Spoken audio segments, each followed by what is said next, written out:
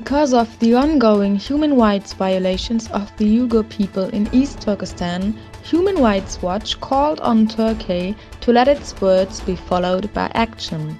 Last week, Ahmet Aksoy, spokesman for the Turkish Foreign Ministry, called the re-education camps a shame and demanded that China immediately shut them down.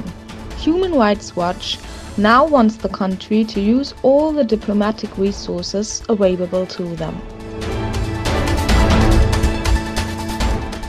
Iranian Foreign Minister Zarif announced the danger of an armed conflict with Israel. He expressed this at the Munich Security Conference. Prince Salman travels to India, Pakistan and China to discuss economic and financial relations. According to the Chinese Foreign Ministry, Prince Salman meets Xi Jinping and his deputy in Beijing.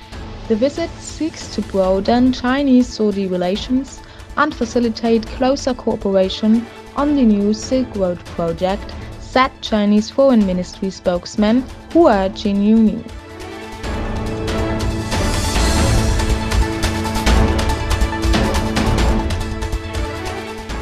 Last Friday, the president of Belarus, Alexander Lukashenko, and Putin met to debate the remaining status of Belarus.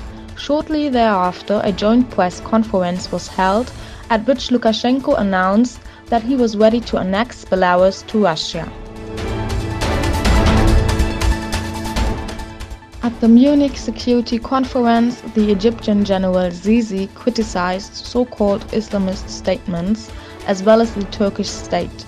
The politician demanded internal Islamic reforms.